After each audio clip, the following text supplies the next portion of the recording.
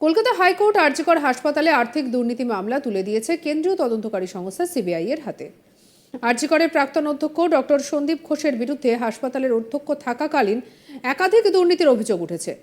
রাজ্য সরকারের special investigation team বা এসআইটি গঠন করে এই দুর্নীতির তদন্ত শুরু করেছে, কিন্তু হাইকোর্টের সিঙ্গেল বেঞ্চে এই দুর্নীতির তদন্তভার সিবিআইকেই দেয়।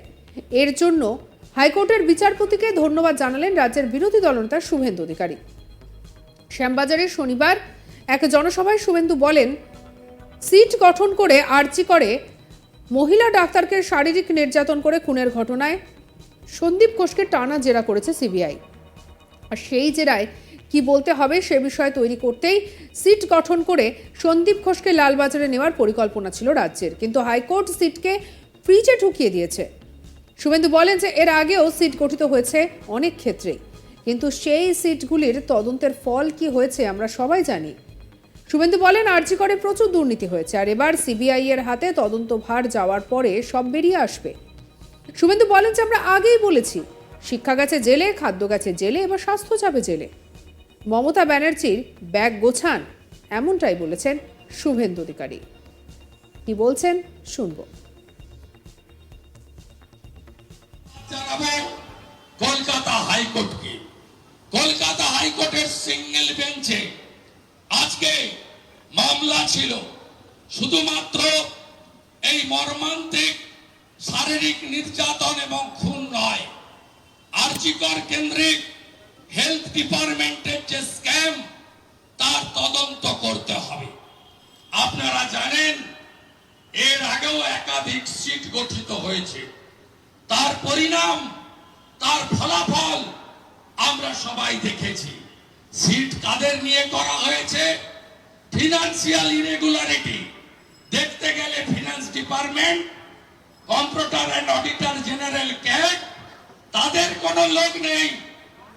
চার জন পিআরের আইপিএস অফিসারকে দিয়ে এই পুলিশ মন্ত্রী সন্দীপ ঘোষকে সিবিআই হেফাজতে নেওয়ার আগে জেলে নিয়ে লকআপে ঢোকানো এবং সিবিআই 5 দিন ধরে তাকে কি কি জিজ্ঞেস করেছে, আগামী দিনে জিজ্ঞেস করলে কি কি বলতে হবে, এইটা শেখানোর জন্য সিট তৈরি করা হয় এবং লালবাজারে সিটের নামে প্রহসন হচ্ছিল।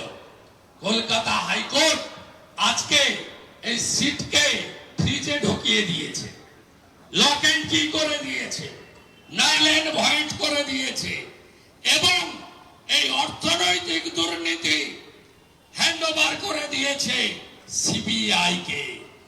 আপনারা শুনে রাখুন, অর্ডার আপলোড হওয়ার আগেই রাজ্য সরকারের লয়ার ছুটে পৌঁছেছে ডিভিশন বেঞ্চে।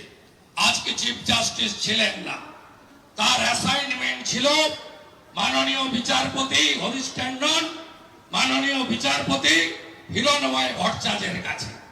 দ্রুততার সঙ্গে বিকেল 4:30টায় লিভ চাইছেন, হুজুর বাঁচান, সিবিআই মামলা নিয়ে নিবে, আমাদের সব শেষ হয়ে যাবে।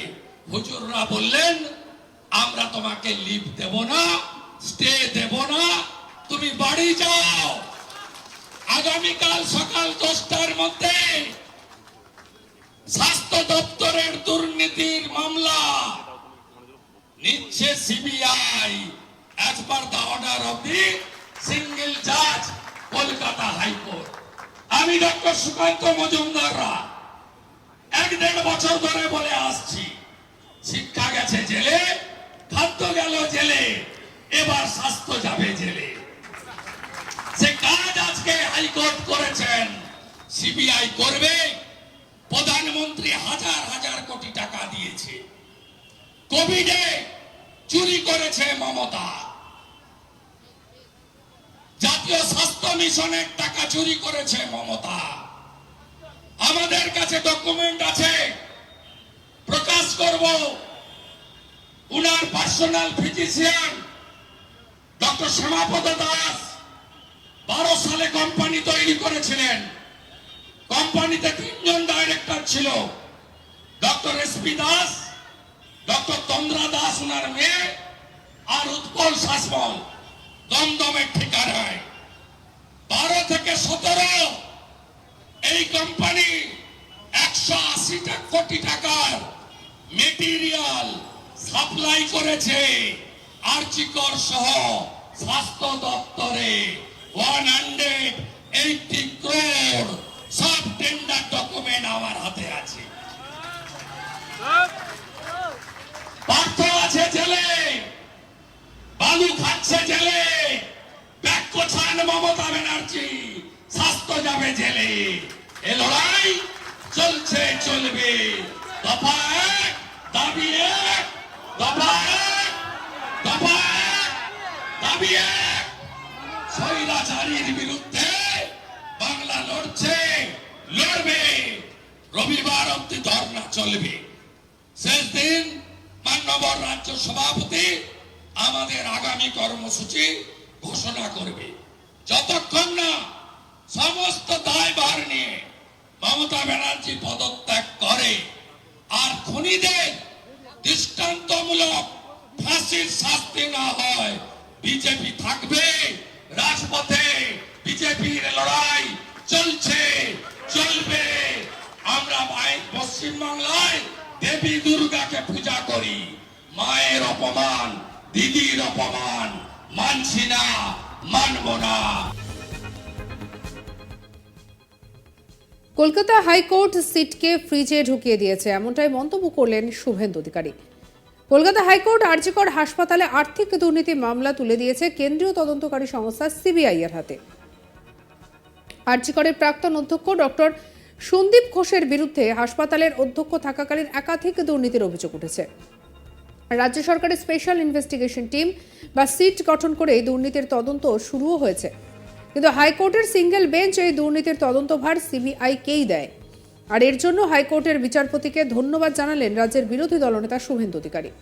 শ্যামবাজারে শনিবার 24 অগস্ট এক জনসভায় শুভেন্দু বলেন, সিট গঠন করে আরজি করে মহিলা ডাক্তারকে শারীরিক নির্যাতন করে খুনের ঘটনায় সন্দীপ ঘোষকে টানা জেরা করছে সিবিআই।